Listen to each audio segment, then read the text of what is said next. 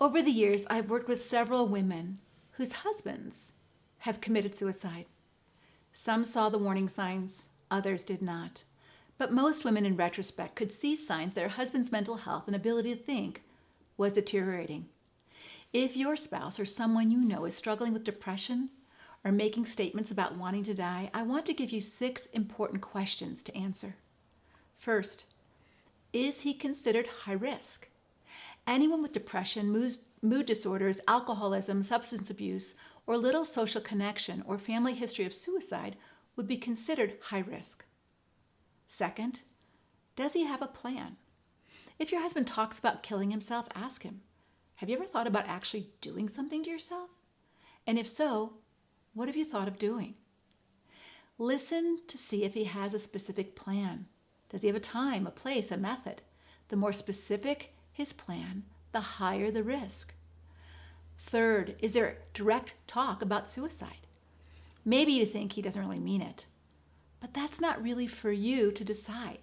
If your husband or some other person is talking about suicide, please tell someone. Call 911 and simply say, my husband or another person in your life is threatening suicide and I'm afraid for him. It's always better to be safe than sorry. And if he gets mad, respond by saying this: you scare me when you talk about suicide. I care too much about you to let you do something stupid.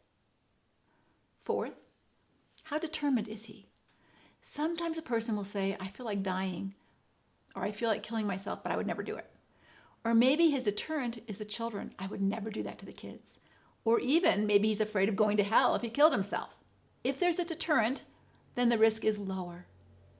5, what are his typical coping abilities? How does he handle stress, frustration, emotional pain, and anger? Does he have friends or close relationships? Has he tried suicide or harming himself as a coping mechanism in the past? People who don't know how to handle their own negative emotions and those who don't have strong friendships are at a higher risk. And finally, last, is he hopeless? Now, this isn't just a danger for your husband. His hopelessness can also be a danger for you and your children.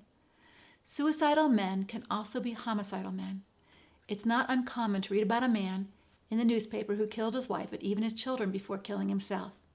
When your husband feels hopeless because you've been in a destructive marriage and you've left or filed for divorce, you are in the highest danger. This is where some men will say something like, well, if I can't have you, no one can. Or I have nothing to live for now. He realizes he's losing control over you. You're not compliant anymore, and that may be enough to push him over the edge. So if he has access to guns, that only elevates the danger for all of you. Please, please make a safety plan. And if you don't have one, call the domestic violence hotline at 1-800-799-SAFE.